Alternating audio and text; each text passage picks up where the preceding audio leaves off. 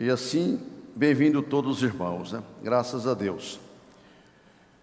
Agradecer aqui o pastor Danilo Palar Lemos, que é um dos professores que tem cadeira aqui nessa escola, pelo novo livro aqui, Escatologia Pentecostal, né? Deus abençoe. Está precisando muito trabalhar essa escatologia pentecostal mesmo. E Darisvaldo, que mandou esse livro aqui, 1 milhão, azul ou preto. Eu não li ainda, não sei o que é, mas deve ser coisa boa, né? Obrigado, irmão, pelo livro. Muito bem. Meus irmãos, a orquestra hoje está enriquecendo aqui, né? O madrigal, além do coral de jovens e adolescentes que sempre estão aqui trabalhando, servindo ao Senhor. Graças a Deus. Bom, vocês já sabem, como eu sei, que hoje nós estamos iniciando um novo trimestre, né? Julho, agosto, setembro. E temos aqui essa nova revista. O pastor Aristides que me deu essa revista aqui maior, né? Você tem também, não tem mais?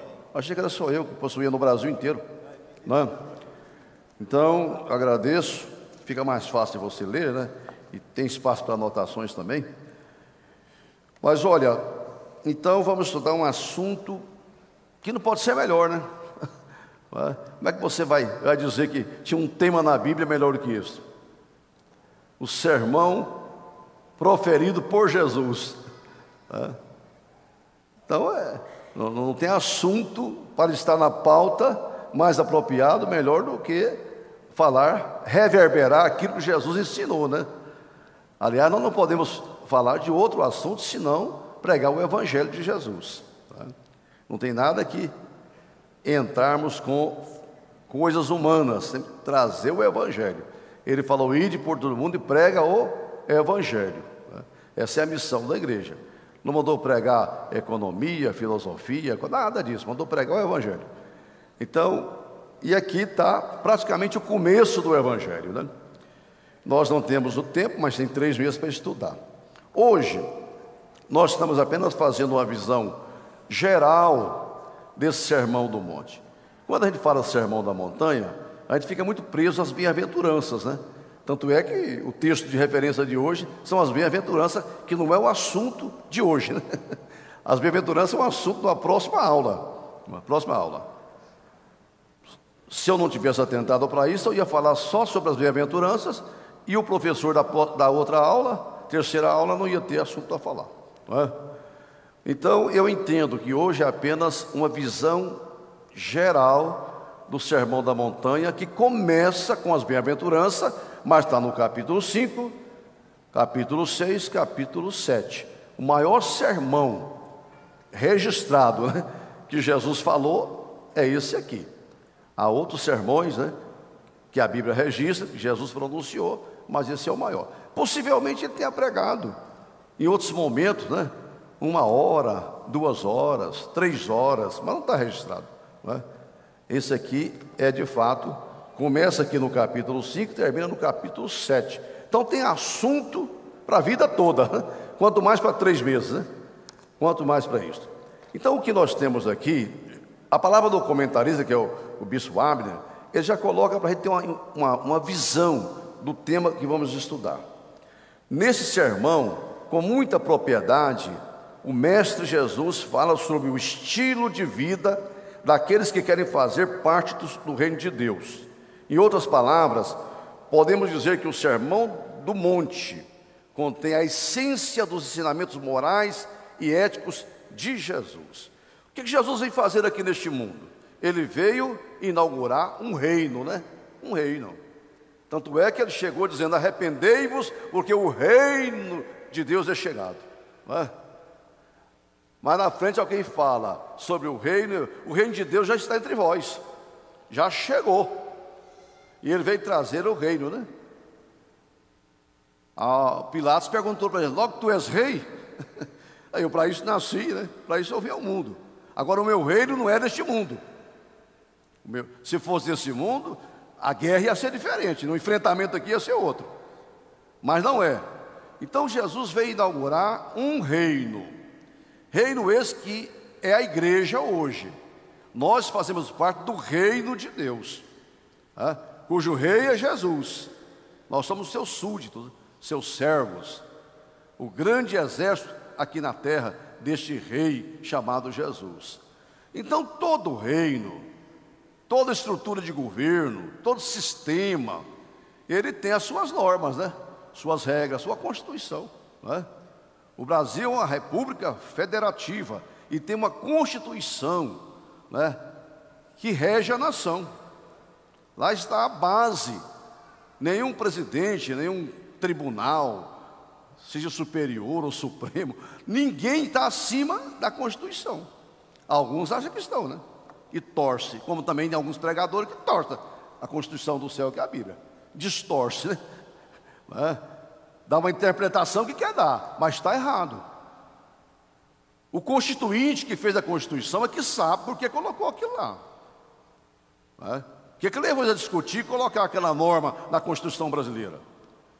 Então, o Espírito Santo que inspirou a palavra aqui, é ele que interpreta. Se você está sendo usado pelo Espírito Santo, amém. Mas se não está, não vem com a sua cabeça, seu entendimento, sua filosofia, querer interpretar a Bíblia, que está errado. Então Jesus coloca aqui as bases do seu reino, nesse sermão da montanha. Na verdade, não estava começando o ministério dele. Jesus já tinha feito muitas curas, milagres, sinais. As multidões já acompanhavam ele. Tinha sido batizado em água. Já estava morando lá na Galileia.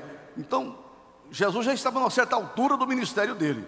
Quando cresceu muito o número de seguidores, ele falou, está na hora de eu colocar as bases aqui e ensinar para esse povo, né? Dar um norte para eles. Mostrar como funciona o reino. Quais são as leis do reino. Porque até então o povo de Israel era regido por uma lei. A lei dada lá no monte também, né? No Monte Sinai, dada numa montanha. Deus desceu e deu a lei. Para um tempo, para um período, na infância da humanidade. Uma coisa muito didática para ensinar o povo, né? Diz que a lei durou até Cristo, né? Durou até Jesus. Então Jesus agora está dizendo, dando uma nova interpretação à lei. Quer dizer, não é uma nova, dando a interpretação correta da lei que os religiosos nunca deram. Fariseus, saduceus, herodianos, aquela religião que Jesus chegou e encontrou aquilo estabelecido. Ele começou então agora a colocar uma nova base de normas. E interessante aqui, que não é tanto assim. Jesus não trouxe mandamentos, né? Ele falou assim, eu não vim abrogar a lei, eu vim cumprir a lei. Eu vim cumprir. Porque nem um jota, nem um tio vai deixar de ser cumprido. Então eu vim cumprir. Então Jesus cumpriu a lei. Tudo aquilo que a lei exigia que se cumprisse, Jesus cumpriu. Eu não tenho que cumprir mais. Eu estou em Cristo, né? Então, o que o Senhor coloca aqui no Sermão da Montanha contraria totalmente o entendimento até então. Foi um choque para todo mundo, né? Uma mensagem impactante. Que as pessoas levavam a religião ao pé da letra. Na verdade era uma religiosidade, não tinha vida. Não tinha essência, não tinha vida. A pessoa achava que podia fazer o que fizesse, oferece um sacrifício, está bom, não é? Então Jesus apertou muito mais. Ele deu uma interpretação da lei, irmão, só para citar um caso aqui. Mas na frente ele coloca assim: foi dito, olho por olho, dente por dente. Eu, porém, vos digo, qualquer que encolerizar contra o seu irmão, já é réu do inferno. Você não pode fazer isso, olho por olho, dente por dente, não. Jesus começou a ensinar o perdão. Agora, isso chocou, não é? Impactou os religiosos, contrariou as correntes que existiam naquela época sobre a lei. Mas ele veio mudar mesmo a história, né? Veio estabelecer um novo testamento em bases diferenciadas. Aliás, Jesus exortou os fariseus dizendo o seguinte: vocês dão o dízimo de tudo, vocês fazem isso, fazem aquilo, e desprezam o mais importante da lei, que até hoje vocês não enxergaram. Qual que é a coisa mais importante da lei, que os religiosos não atentavam para aquilo? A justiça, a misericórdia e o amor. Gente, não se fala isso na lei, né? Naquela religião de Israel. Justiça, misericórdia e amor. Não, era o cumprimento da letra fria, né? Uma religiosidade morta. A pessoa não tinha maiores compromissos, é uma coisa legalista. Aí vem Jesus e põe bases novas, diferentes, a partir da própria lei, né?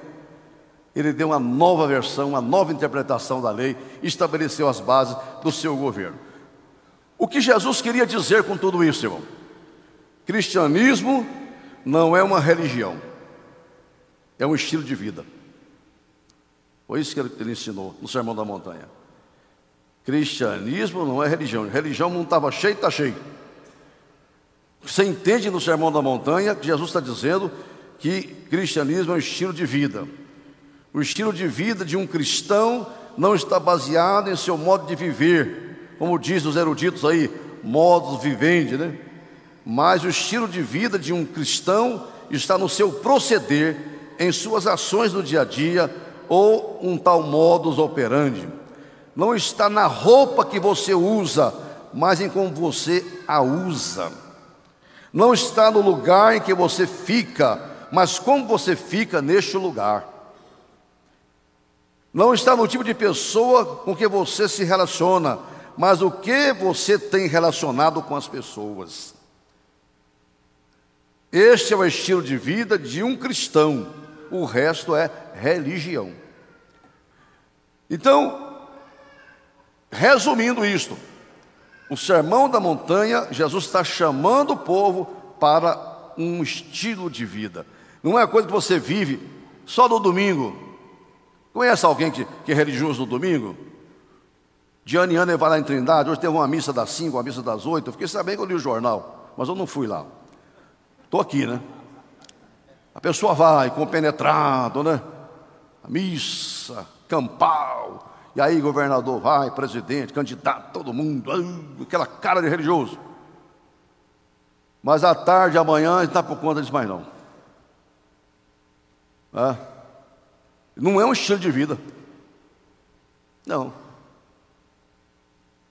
E se brincar, e nós não podemos aceitar isto, quem está aqui na escola dominical, está lendo Bíblia, ouvindo, está sabendo que nós não podemos levar a nossa vida cristã para uma religião. Tornar-se uma coisa costumeira, né? Uma rotina. Não. Jesus censurou aquele elemento que falou assim: olha, eu não sou como esse fariseu aqui. Eu jejuo 2 vezes por semana, eu vou no culto da terça-feira, eu não perco uma escola dominical. E aí? Só fica nisso? Ou na segunda-feira, na terça-feira, na quarta-feira, no trabalho, na viagem, na universidade, no colégio, no relacionamento com as pessoas, você está vivendo a fé? A sua ética, a sua moral, é a de Cristo que Ele estabeleceu aqui? No tempo de Jesus era. Então, a nossa lição hoje vai dizer exatamente isso. Então, qual é a estrutura da lição de hoje? Conhecendo o Sermão da Montanha, o caráter do sermão, o conteúdo do sermão, o local do sermão. Esse é o tópico número 1. Número 2, o sermão em relação à vida prática. Ponto 1, a conduta dos cidadãos do reino, a essência contida nas entrelinhas do sermão, combate à falsa moralidade. E o terceiro ponto, a natureza do reino de Deus, um novo sistema de valores, uma nova harmonia produzida pelo Espírito Santo, Jesus, um exemplo do modelo da vida cristã. Então nós temos aqui essa estrutura do Sermão da Montanha. Primeiro, o caráter do sermão. Como eu disse, Jesus estabelece quais são os valores do reino de Deus e deixa claro que eles são completamente contrários aos valores do mundo. Quando Jesus diz, por exemplo, bem-aventurados os pobres, que escândalo, né? Para os judeus, pobre era símbolo de alguém que não tem a bênção de Deus. Rico é sinal que Deus está com o camarada. Então eles buscavam a riqueza. Aí Jesus vem e fala: bem-aventurados os pobres, porque dos tais é o reino. Não é o reino do mundo, não, é o reino de Deus. Ele podia dizer: bem-aventurados os ricos, poderosos, os grandes, os influentes. Aquele povo ia ficar feliz, né? Não, ele começa decepcionando aquela multidão, especialmente os religiosos, né? Bem-aventurados os humildes, os pobres, dos tais é o reino dos céus. E isso, não vou avançar nisso, mas Jesus fala: bem-aventurados os mansos. Isso contrariava a filosofia reinante, né? Não, bem-aventurados os bravos, os valentes, né? Os mansos, eles herdarão a terra. Aí vem os críticos e dizem: os mansos vão herdar a terra, mas só 7 palmos de terra.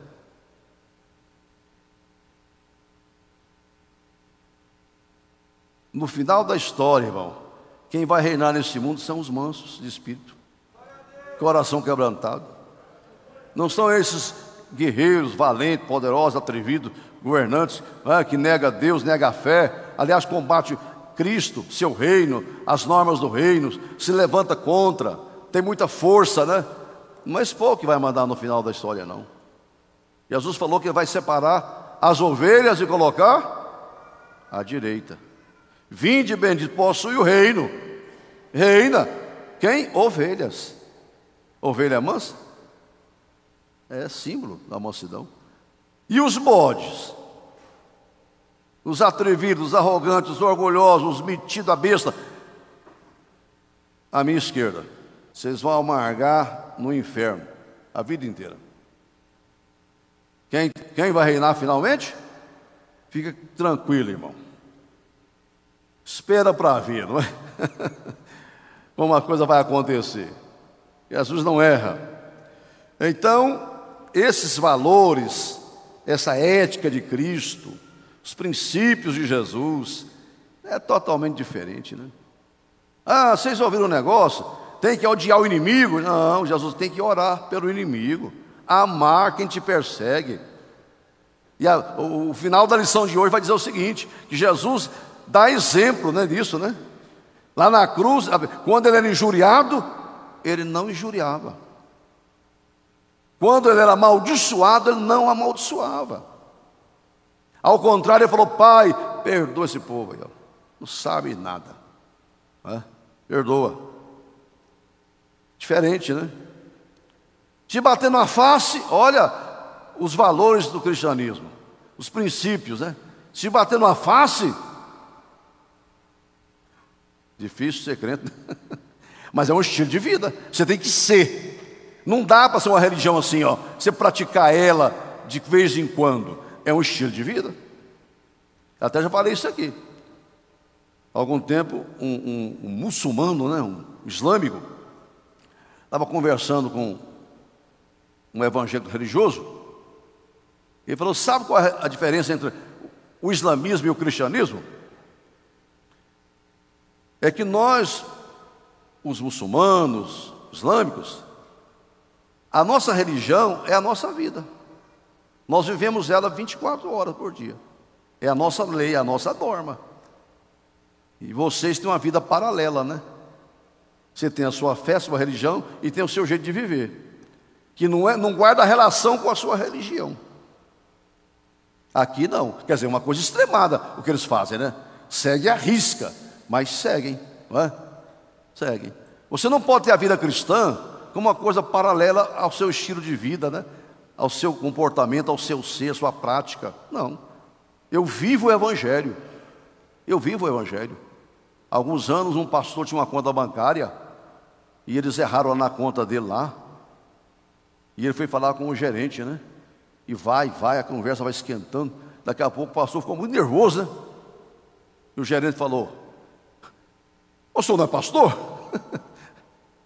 Eu sou pastor lá na minha igreja, aqui eu sou um cliente do banco e o senhor me trata com respeito. Quer dizer, eu sou pastor lá no banco também. Conversando com o gerente, eu sou pastor. Eu tenho que ter uma ética cristã, não é? Eu não deixei de ser, não. É muito fácil isso. Não, não, senhor, não mistura as coisas. Olha, como não mistura? O gerente estava certo. Não, calma, moço, o senhor não é pastor? Aí eu ia morrer de vergonha, né? Não, o senhor me perdoa, né? Eu sou pastor aqui também, estou dando mau testemunho, né? Mas as pessoas às vezes fazem isso. Não, crente pode fazer, crente pode ser, pode. Não, se é, porque Jesus não deu o mandamento para seguir, não dá conta. Ele falou: os meus seguidores serão assim. É uma constatação de Jesus. Quem é cristão vai viver assim, automaticamente vai viver assim. Ele nem está mandando, ó gente, faça isso. Ele não colocou aqui mais 10 mandamentos, mais 20 mandamentos, mais 50 mandamentos no Sermão da Montanha, não. Ele só falou assim: olha, no reino é assim. Quem está no reino vive assim. Você está no reino, irmão? Então os valores que você vive, a sua ética, a sua moral, é totalmente, é a contracultura, né? É contra a cultura desse mundo. Por isso que eles olham para nós, é a gente estranha, né? Quando Paulo e Silas estavam pregando o evangelho lá na Europa, na Ásia, para todo lado lá, um dia chegou numa cidadezinha lá e eles pegaram um alto-falante e começou: olha, gente, tenha cuidado, estes homens que têm alvoroçado o mundo chegou à nossa cidade. Você já leu isso na Bíblia? Acho que o prefeito, alguém lá contratou uma pessoa, saiu na rua: povo de Tessalônica, povo de Bereia, povo não sei de onde, né? Estes homens que têm alvoroçado o mundo estão na nossa cidade. Irmão, aquilo que era uma acusação era um elogio, né? Era um elogio. Alvoroçado significa: esses homens que têm colocado o mundo de cabeça para baixo chegou até aqui. Cristianismo que não põe o mundo de cabeça para baixo está errado, irmão. Crente que não coloca a estrutura onde ele vive, a sociedade, o emprego, os colegas, todo mundo de cabeça para baixo. Mas na verdade o cristianismo coloca o povo de cabeça para cima, né? É quem está virado assim, acha que a gente está errado, né? Se pendura um camarada, ele olha para mim que estou em pé, certo sou eu, errado é ele, né? O cristianismo vai consertando, né? Vai transformando, colocando o mundo, as pessoas de cabeça para cima, aí virando. Mas esses moços e moças que têm alvoroçado o mundo chegou aqui na nossa cidade. Que elogio, irmão. Que elogio, né? Sem querer. Agora um cristianismo que não mexe com a estrutura da cultura onde chega, da sociedade onde está inserido, que não muda. Vocês viram, pressão e pressão dos evangélicos americanos fez a Suprema Corte mudar uma lei de 50 anos. Não pensa que aquilo ali foi coisa de governo, não. Foi pressão dos evangélicos americanos sobre a Suprema Corte. É claro que agora vem um contragolpe, né? As revoltas da população vai para a rua, mas foi a influência da igreja. Muita coisa não aconteceu nos países ainda por influência da igreja. Graças a Deus por isso. Que ainda tem uma voz, não está cega, não está surda, não está muda, não está confundindo os valores, né? Não, ela sabe e defende os seus valores. Aliás, se elege os nossos representantes para defender lá os nossos valores, nossos princípios. Nós não queremos impor uma religião no Brasil, mas a base de uma sociedade democrática, justa, humana, né? Como diz a prefeita lá, vamos orar para a humanidade ser mais humana. Você viu isso? Eu achei bom aquele negócio.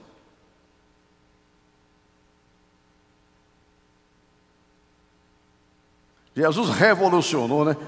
Aí escreve Jesus o revolucionário. Ele impactou mesmo com seus ensinamentos.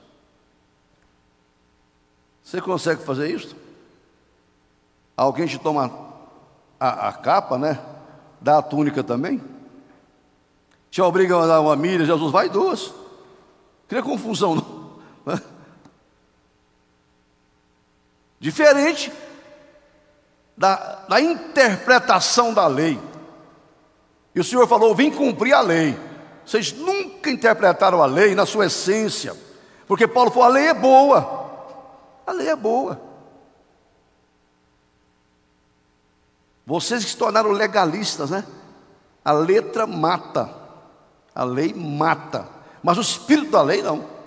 Então Jesus pega lá, extrai o espírito da lei e estabelece as normas do seu reinado, né? Então essa é o caráter do sermão.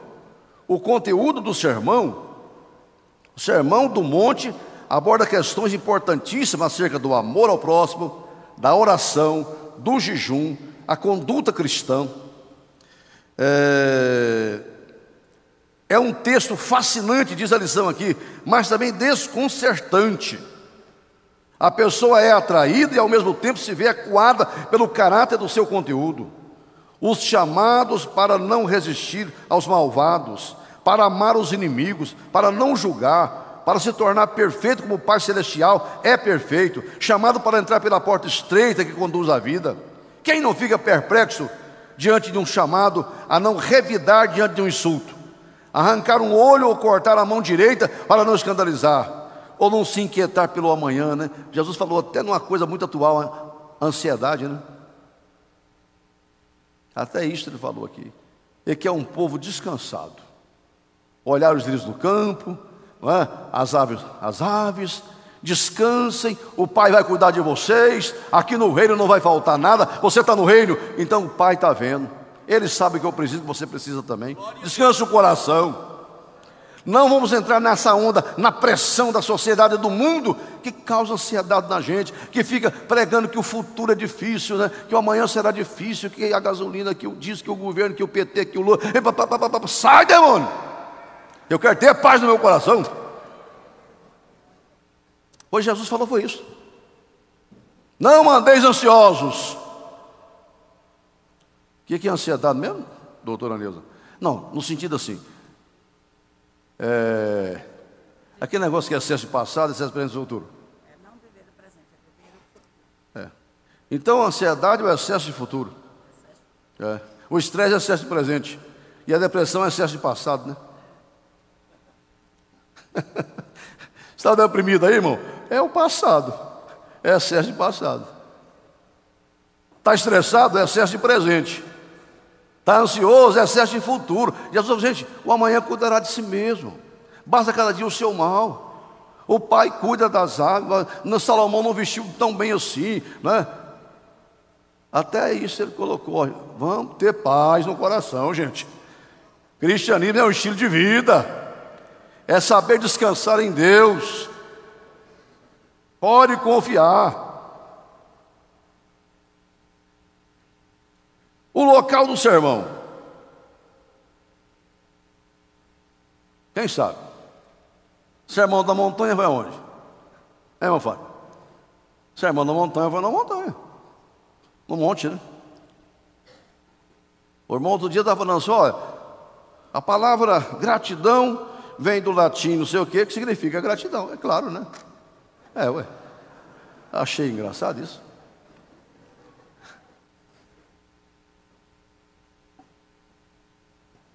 Sermão do monte. Mas sabe por que isso era aqui? Porque a lei foi dada aonde? Numa montanha, né? Lá no Monte Sinai. Só que lá Deus desceu. Aqui Jesus subiu. Olha, Deus desceu porque Deus estava lá. Agora Deus está aqui embaixo e vai subir, né? É o mesmo Deus, né? É o mesmo Deus que deu lá a lei no Sinai, vai agora trazer as leis do reino de Deus na terra. O novo governo, o novo reino que inaugurou com Jesus, ele subiu na montanha para entregar as normas de novo, os valores, os princípios que norteiam o comportamento dos crentes. Foi lá. E também, irmão, eu já estive nesse local que a tradição, todo mundo diz que foi ali, né? Logo depois que termina o mar da Galileia, antes de Cafarnaum um pouco, tem uma montanha muito grande, diz que foi ali. Porque a pessoa não tem um microfone tão bom como eu tenho esse aqui, não é? Jesus não tinha. Uma multidão, quantos mil ali? 10 mil, 15 mil, 5 mil pessoas? Como é que eu falo? Aqui eu estou falando para 1000 pessoas, 1000 e pouco. Se eu tirar o microfone, desligar aqui, lá atrás vocês não me ouvem. Jesus subiu na montanha, porque a voz, irmão, ali tem um tipo assim, numa bacia, a voz penetra, reverbera, não é? Então é uma coisa estratégica, né? Até desse ponto de vista de logística, né? Jesus subiu lá. E quando ele falava, aquele povo que estava lá mais no pé da montanha assim, ouvia perfeitamente a voz dele, não é? Aquele sistema que tem ali, né, de ondas da própria montanha, reverberava a voz de Jesus, multiplicava aquela voz, todo mundo ouvia ele muito bem. Se ele falasse numa planície, se ele falasse lá de baixo para cima, não, era estratégico, para que todos pudessem ouvi-lo. Mas também tem um sentido, né? De que assim como a lei foi dada no monte, Deus desceu, agora Deus sobe para dar uma nova lei. Cristo pregou seu sermão, que foi uma explicação da lei, né? Uma nova interpretação da lei, totalmente nova, que os fariseus, os religiosos, não entendiam assim, né? Esse sermão foi um solene anúncio dos princípios que norteia o reino dos céus que era chegado. Mas observa a diferença. Quando a lei foi dada, o Senhor desceu. Agora o Senhor subiu naquela ocasião, né? Fascinante e desconcertante é o sermão da montanha. No primeiro tópico, e eu já estou terminando, ensinei que o sermão da montanha é muito esclarecedor acerca da justiça de Deus e como Ele deseja que os seus seguidores se comportem neste mundo. O sermão em relação à vida prática, né? A conduta dos cidadãos do reino. A essência contida nas entrelinhas desse texto combate a falsa moralidade. Os líderes religiosos da época de Jesus possuíam uma justiça artificial, exterior, baseada nos ritos da lei. Jesus foi tão cuidadoso, irmão, que só deixou, depois de tudo, 2 ritos para a igreja seguir. Tinha mais de 600 no Antigo Testamento. Jesus estabeleceu 2 ritos, 2 rituais, né? Que foi o batismo em água e a ceia. Mais nada. Ele exterminou. A justiça que Jesus descreve, porém, é verdadeira e essencial. Ela começa no interior do coração do seguidor. O sermão termina com Cristo, o caminho estreito pelo qual as pessoas poderiam entrar no reino e o fundamento sólido sobre o qual elas poderiam permanecer. Vai ter uma lição só sobre isso, né? O varão prudente que edificou a casa na rocha e o insensato que edificou a casa na areia. Então veja, então, irmãos, que no geral nós vamos aprender muito aqui sobre o verdadeiro cristianismo, a verdadeira fé. Essa questão de crentes nominais. Agora tem crentes desigrejados, evangélicos, evangélico não praticante. Misericórdia, irmão. Onde nós chegamos, né? O censo vai pegar aí agora, vai começar essa semana, o censo no Brasil. Você é evangélico praticante ou não praticante? Eu sou evangélico não praticante. Misericórdia. Então não é evangélico. Não é evangélico. Evangélico é meu estilo de vida. Não tem como dissociar minha vida da minha fé. Como é que eu sou e não sou? Para com isso. Se encontrar um camarada e falar que sou evangélico não praticante, quer dizer, eu sou um evangélico que não frequento uma igreja. Pode até dizer, né? Deveria frequentar, né? Mas agora não praticante, então negou tudo, né? Negou tudo. Fiquem em pé comigo, vamos orar.